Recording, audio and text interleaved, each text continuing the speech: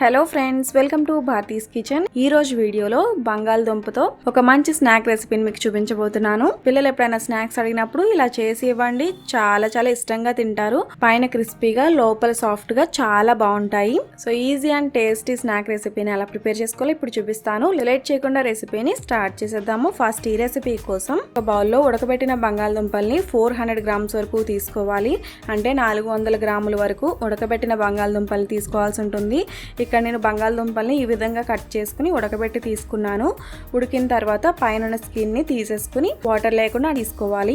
ఇలా తీసుకున్న బంగాళదుంపల్ని పప్పు గుత్తుతో కానీ లేదంటే ఇలా ఫోర్క్తో కానీ మ్యాష్ చేసుకోవాల్సి ఉంటుంది. ఎక్కడ ముక్కలు అనేవి లేకుండా నీట్గా మ్యాష్ చేసుకోవాలి. ఎక్కడ ముక్కలు అనేవి లేకుండా బాగా మెత్తగా మ్యాష్ చేసుకున్న తర్వాత నెక్స్ట్ ఇందులో రుచికి సరిపడా ఉప్పు, 1 టీ స్పూన్ కారం, అలానే 2 టేబుల్ స్పూన్ల వరకు వరిపిండి, 2 టేబుల్ స్పూన్ల వరకు కార్న్ ఫ్లోర్, అలానే 1/2 టీ స్పూన్ బేకింగ్ పౌడర్ కూడా వేసుకోవాలి. బేకింగ్ పౌడర్ అనేది కంప్లీట్ గా ఆప్షనల్ అండి. మీకు కావాలంటేనే వేసుకోవచ్చు, లేదంటే స్కిప్ చేయొచ్చు. ఇవి కొంచెం గుల్లగా రావాలి అంటే కొద్దిగా బేకింగ్ సోడాని కానీ లేదంటే బేకింగ్ పౌడర్ని కానీ 1/2 టీ స్పూన్ వరకు వేసుకుంటే సరిపోతుంది. లేదు గుల్లగా అవసరం లేదు అనుకుంటే ఈ బేకింగ్ పౌడర్ ని స్కిప్ చేసేయచ్చు.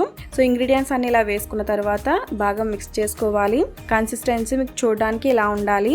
మరీ గట్టిగాను ఉండకూడదు, అలానే మరీ సాఫ్ట్ గా కూడా ఉండకూడదండి. మీడియం గా ఉండాలి. మిశ్రమం మరీ గట్టిగా ఉంది అనుకోండి, క్రాక్స్ వచ్చే అవకాశం ఉంటుంది. సో ఈ మిశ్రమం మీకు చూడడానికి సాఫ్ట్ గానే ఉండాలి. మిశ్రమం కొంచెం గట్టిగా ఉంది అనుకుంటే కొంచెం వాటర్ వేసుకుని కలుపుకోవచ్చు.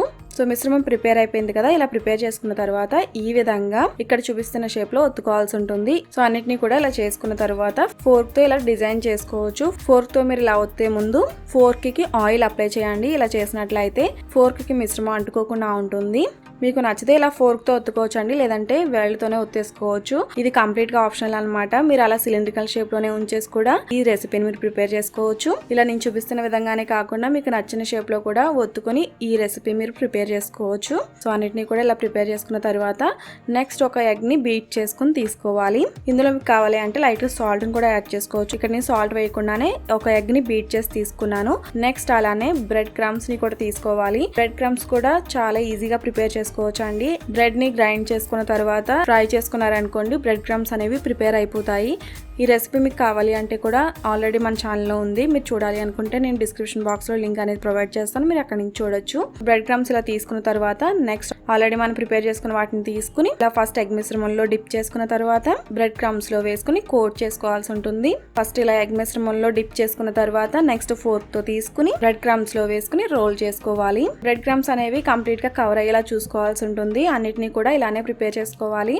సో అన్నిటిని కూడా ఇలా ప్రిపేర్ చేసుకున్న తర్వాత నార్మల్ హీట్లో ఉన్న ఆయిల్లో వేసుకుని ఫ్రై చేసుకోవాల్సి ఉంటుంది.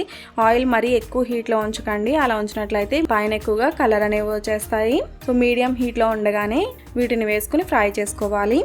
అలానే వీటిని మీడియం ఫ్లేమ్లో ఫ్రై చేసుకోవాల్సి ఉంటుంది. ఇవి లో ఫ్లేమ్లో ఫ్రై చేయకండి, అలా చేసినట్లయితే ఆయిల్ పీల్చే అవకాశం ఉంటుంది. అలానే బేకింగ్ పౌడర్ కానీ బేకింగ్ సోడా కానీ వేసుకునేటట్టు అయితే ఎక్కువ వేయకండి, జస్ట్ మీరు 1/2 టీ స్పూన్ వరకు వేసుకుంటే సరిపోతుంది. బేకింగ్ పౌడర్ కానీ లేదంటే సోడా కానీ వేసుకున్నట్లయితే ఎక్కువ వేసుకున్నట్లయితే ఇవి ఎక్కువగా నూనె అనేవి పీల్చేస్తాయి అనమాట. ఇలా గోల్డెన్ కలర్లోకి ఫ్రై చేసుకున్న తర్వాత తీసి సర్వ్ చేసుకోవడమే. ఇవి వేడి వేడిగా పైన క్రిస్పీగా లోపల సాఫ్ట్గా చాలా బాగుంటాయి. ఇవి సాస్తో చాలా టేస్టీగా ఉంటాయి. ఒకసారి ట్రై చేసి చూడండి. పిల్లలు ఎప్పుడైనా స్నాక్స్ అడిగినప్పుడు బంగాళదుంపతో ఇలా ట్రై చేసి చూడండి, చాలా టేస్టీగా ఉంటాయి. పిల్లలు చాలా ఇష్టంగా తింటారు. ఒకసారి మీరు కూడా ట్రై చేసి చూడండి. ఈ రెసిపీ మీకు నచ్చినట్లయితే తప్పకుండా లైక్ చేసి మీ ఫ్రెండ్స్ అండ్ ఫ్యామిలీస్ కూడా షేర్ చేయండి. మరిన్ని రెసిపీస్ కోసం నా ఛానల్ సబ్స్క్రైబ్ చేయండి. అలానే తర్వాత వచ్చే బెల్ ఐకాన్ కూడా క్లిక్ చేయండి. Thanks for watching.